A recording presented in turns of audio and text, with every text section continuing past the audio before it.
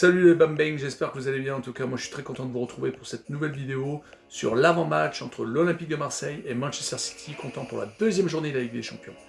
Voilà, on va essayer d'analyser avec les compositions d'équipe, les derniers résultats de Manchester City, également sur les compositions d'équipe de l'Olympique de Marseille et peut-être les solutions à trouver pour que Marseille gagne enfin son premier match depuis très longtemps en Ligue des Champions. C'est parti.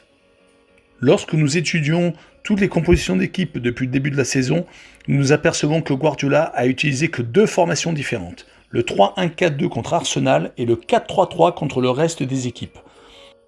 Je vais plutôt me pencher sur le 4-3-3 de Manchester City car je pense que c'est la composition d'équipe que va utiliser Guardiola contre l'Olympique de Marseille.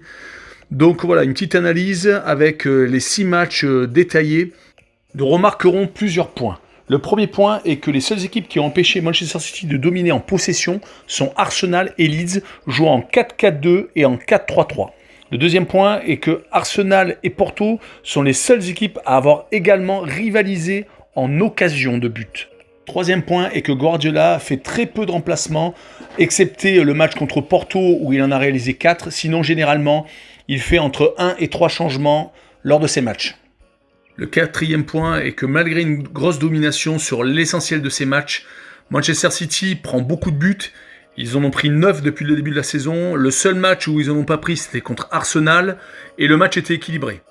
Passons à l'Olympique de Marseille. Depuis le début de saison, Villas-Boas utilise deux systèmes.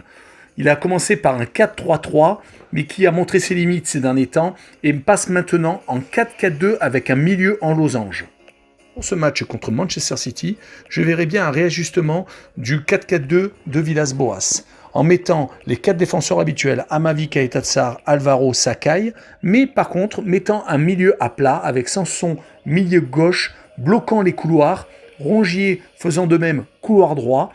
Par contre, je mettrai 2 milieux défensifs, Gueye et Camara, Gueye ayant fait un super match contre Lorient, et Payet en soutien de Thauvin en évoluant en 9,5, le libérant ainsi des tâches défensives qui lui sont habituellement dévolues sur le côté gauche.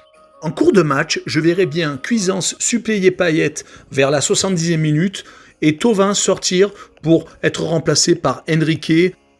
Pour conclure, Marseille va sans doute subir l'essentiel du match, mais leur rudesse et leur rigueur défensive devraient être mis à rude épreuve.